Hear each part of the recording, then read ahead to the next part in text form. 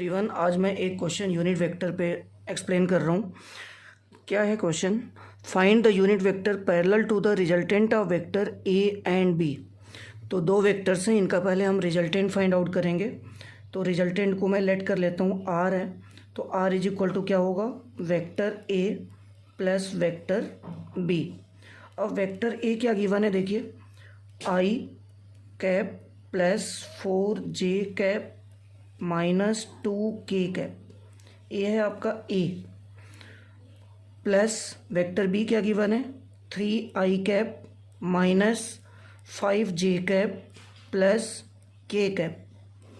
अब इन दोनों वेक्टर्स को अगर हम ऐड कर दें तो i प्लस 3i कितना बनेगा?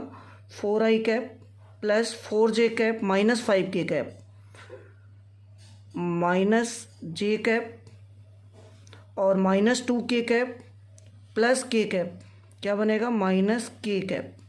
मतलब ये आपका r आ गया 4i cap minus j cap minus k cap.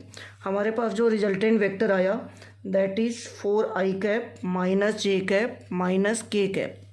ये r है। अब क्या फाइंड आउट करना है हमें? कह रहा है find unit vector parallel to the resultant of vector.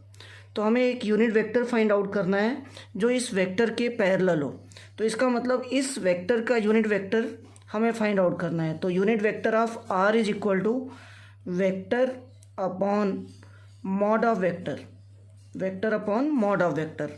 तो देखिए वेक्टर हमारे पास आ गया 4i cap minus j cap minus k cap minus k cap upon में आर का मैग्नीट्यूड कैसे फाइंड आउट करोगे? अंडर रूट के अंदर आई कैप का कोफिशिएंट 4 इसका स्क्वायर प्लस जे कैप का कोफिशिएंट -1 इसका भी स्क्वायर प्लस के कैप का कोफिशिएंट -1 इसका भी स्क्वायर। ये सारा कुछ अंडर रूट के अंदर होगा। अब इसको सॉल्व कर दीजिए। 4i cap minus J cap minus K cap upon में अंडर रूट के अंदर क्या आएगा? 16 plus 1 plus 1, 16 plus 1 plus 1 that is 18। तो ये बन गया आपका 4i cap minus J cap minus K cap divided by under root 18। आप इसको 3√2 भी लिख सकते हो। तो ये बन गया आपका 4i cap minus J cap minus K cap divided by 3√2।